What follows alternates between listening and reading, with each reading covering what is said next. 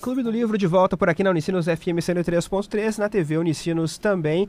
Agora a gente busca uma professora para falar com a gente, né, Camila Kiel? Isso, agora a gente vai ouvir e ver aí a professora Adriana Amaral e ela vai destacar aí a importância do Albert Camus. Camus é um autor importante, né, que escreveu romances, escreveu peças de teatro, ensaios. A literatura dele é uma literatura filosófica.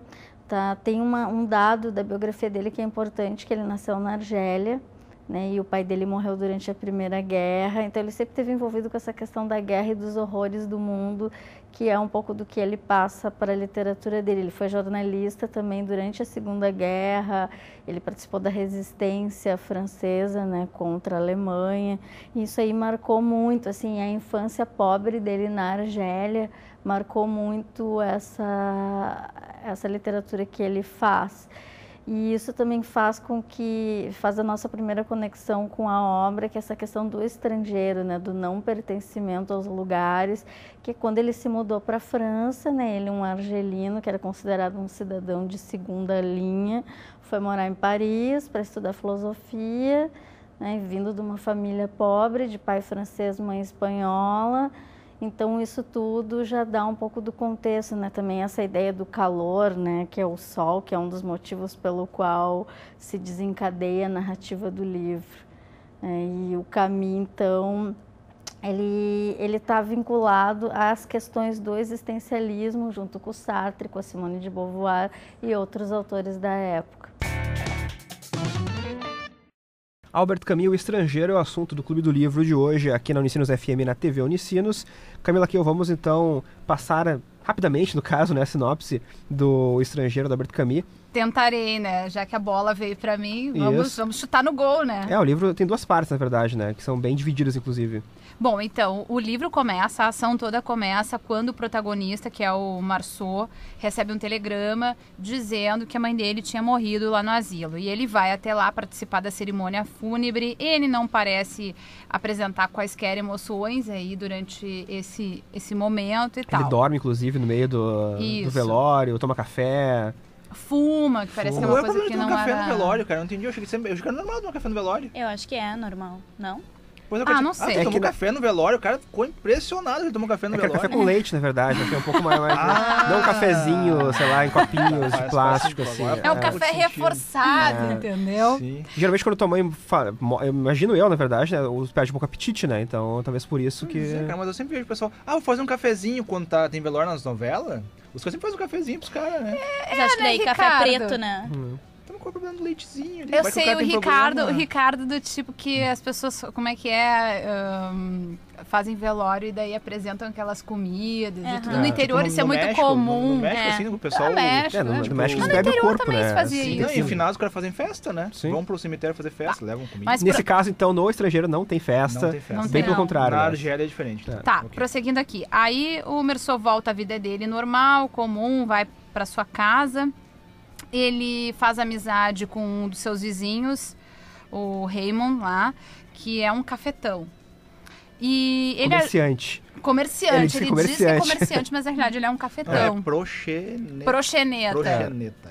O Ricardo descobriu essa palavra agora. Gostou. Vai usar em qualquer lugar agora. Qualquer coisa. E aí ele ajuda esse Raymond a se livrar de uma das amantes dele, uma árabe. Ele escreve uma carta para atrair essa árabe para casa do Raymond. O Raymond já batia nela anteriormente. E aí quando ela foi atraída para casa do Raymond, o Raymond bateu muito nela. E o que é interessante aqui, um ponto a destacar, toda a vizinhança ouve do prédio, quer intervir e o Marceau não intervém. Apesar da namorada dele, se é que dá para se chamar namorada, pedir, ele não faz menção de ajudar em nada. Bom, aí mais tarde ele vai fazer um passeio para a praia, né? Isso, com o Raymond. E eles encontram o irmão dessa mulher aí do Raymond, o árabe. Eles encontram lá na praia. E eles brigam lá e tal, com facas e tudo mais, mas ninguém pouco feridos, assim, mas tudo bem. Aí o Merceau volta à praia. E quando ele volta à praia, dá um delírio nele do sol, enfim, daquele calor. Ele vê o árabe e o que ele faz? Ele mata o árabe, né? Dá um tiro no árabe. Ou não, 5. Um não. 5. Ele dá 1 mais 4, na verdade, que é sempre... Depois deu já tá tiro, depois deu mais 4 tiros Tá no certo, cara. tá aqui no resumo. Atira Olha uma aí. vez no árabe, causando sua morte, depois dá mais 4 tiros no corpo. O problema, aliás, foi esse pensamento que ele teve entre o primeiro e o segundo tiro, aí que foi que pegaram ele como um sujeito Bom, malvado, e digamos aí assim. o Merceau vai a julgamento, enfim, e aí começa aí uma outra parte do livro, que é uma outra ação, que vira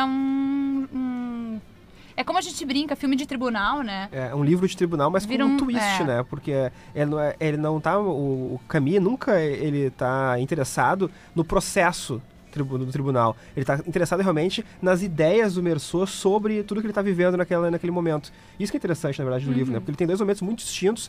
No momento que ele tá, que o Merceau tá livre, né? No caso, ele pode andar por aí. E no segundo momento que ele tá preso, mas que ele começa a identificar um pouco com a vida também na prisão. Ele... isso também é legal, né? Ele começa a pensar um pouco na vida lá fora, quando ele tá preso. Mas, assim, a minha impressão é que também pra ele não faz tanta diferença, assim, né? E ele também, na hora do julgamento, né, não tenta se defender de alguma forma, assim. Ele aceita aquelas acusações e ele corrobora aquilo, diz, realmente, eu fiz e tal. Então... tem isso, assim, durante o julgamento dele, e posso falar essa parte, né, que ele, então, é condenado aí, sentenciado à morte. O que é curioso também, toda essa história, depois a gente foi pesquisando um pouco sobre o livro, também a Camila até achou isso, né, que o fato de ele ter sido também julgado, condenado, e da forma como ele é tratado durante o livro, é que, no caso, ele seria, digamos, uma pessoa com uma classe inferior dos outros, né, ele teria as pessoas teriam preconceito para com o Merceau, porque ele seria de uma classe inferior, né, na França, ou no caso na Argélia, né. Isso. Né? Pois então... não sei se de repente, como ele é argelino, né? Porque no caso do tribunal deve ser francês, né? Isso, exatamente. Então, de repente, é uma questão assim, de francês contra argelino, na verdade. Isso, não, que é uma isso aí, condição do próprio Camus também, tanto quanto do personagem dele. Ele também tem essa condição, né? Então... eu acho que causa esse entendimento ali, né? Tipo, o cara conta o que já sente na pele, né? Isso. Então, acho que até, de repente, pode ser isso mesmo, né? Eu acho bem por aí. Mas sabe que o que eu achei interessante ali, na espera até o julgamento, parece que demora muito tempo. Vocês não tiveram a sensação de que para chegar até aquela parte ali, a segunda parte, é rápido? A vida dele em liberdade parece que passa muito rápido até o assassinato. E aí, para esperar o julgamento, demora muito, porque ele descreve o que ele pensa. Foram 11 meses, não foram? Mas a leitura parece que demora mais. Eu acho, Camila, que isso ajuda no sentido de dar o tom de também como é que é a vida preso, sabe? Era a intenção exatamente que ele queria passar, era essa demora, né? Eu acho que até a questão do julgamento. O julgamento é uma coisa chata também, né? Então tu fica indo da parte ali e tu já começa a falar meu saco, acaba de falar, né? E aí eu acho que é bem essa ideia mesmo, de criar a imersão ali, né? Tu tá no tribunal ouvindo aquele cara chato falar sem parar. Né? E toda aquela empáfia também, né, do promotor também, aquela história que geralmente ele tenta, claro, ele tem que vender o peixe dele, né, e o trabalho dele ali é fazer com que o sujeito seja condenado. Então, o jeito que ele fala, sabe, e todo tipo de construção da história me deixou pelo menos um tanto incomodado, porque a gente sabe que, conhecendo o Merceau e sendo dentro da cabeça do Merceau, a gente sabe que não é bem assim. Só que a gente sabe também que o trabalho do promotor é esse, né, de colocar no júri essa ideia, né? Mas vamos fazer uma meia-culpa aqui. O que era a cobertura jornalística do acontecimento? Tem textualmente, tirei textualmente aqui, ó. Tivemos que aumentar um pouco o seu caso. O verão é uma época morta para os jornais. Um jornalista falando aí pro Merceau sobre a cobertura jornalística. Por que tinha tanta imprensa lá no julgamento dele, né? Por isso, porque a gente tá fraco de pautas, falando português bem, a gente tá fraco de pautas, então a gente vai cobrir o teu julgamento aqui. E no fim das contas, o julgamento durou até mais que se achavam que duraria, né? Porque ele acabou sendo postergado algumas horas, depois foi pra tarde e outro dia também, porque não ficava muito claro também, né, as razões do Merceau ter feito o crime. Porque não tinha razões, né? Não existia nenhum motivo. Aconteceu como acontecia a vida dele, na verdade, eu acho, sabe? Mas e quem não leu o livro e se interessou e quer ler, depois de nos ouvir aqui, não fique esperando que você vai achar motivos. Por que que o Mersô fez isso? Por que o Mersô matou? Não tem motivos, porque é isso aí mesmo. Não... Foi um delírio ali na praia. As coisas acontecem, entendeu? Como poderia não ter acontecido, se ele não tivesse uma arma, poderia não ter acontecido, ele poderia talvez ter morrido até, dependendo da reação do árabe que estava na praia com uma faca, ou não. É porque depois, o momento, né? O que acontece?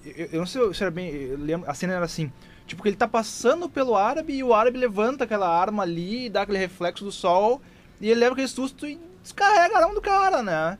E em nenhum momento se fala isso no tribunal também, né? O cara já tá pensando no juiz lá e tal. Porque ninguém falou isso aí, né, cara? O cara me ameaçou, né? Mas ele não se defende, esse que é o problema. Ele vai deixando a coisa acontecer, né, cara? Tudo em volta dele, não fala, não tem boca pra nada, né? Tu enlouquece com isso, dá vontade de lá sacudir o cara. Vamos lá, velho! E não vai, né? Pelo amor de Deus, cara. Ele tem até um momento pra ele falar e ele não fala nada também, né? Ele fala, como tu falou, ele culpa do sol, né? Ele culpa o sol. Na verdade, depois ele mete a culpa, tipo, na morte da mãe até, né? Porque ele fala que no final ele não foi julgado pela morte, né? E sim por ele não ter chorado no velório da mãe, né? Porque no final fica aquilo ali, né? Porque o promotor leva... como é que um cara... o cara nem chorou pela mãe, por que não vai matar mais gente na rua, né? Eles pegam esse fato e usam, claro, a favor da acusação, né? Sim. Vamos falar um pouco mais sobre isso depois do intervalo, então. Sobre essa até... paralelo entre o começo da história e o final e como eles se juntam, né, de uma forma que eu pelo menos não esperava, né? Não sei se vocês. Depois do intervalo, então, a gente continua falando sobre Albert Camus, O Estrangeiro, aqui no Clube do Livro.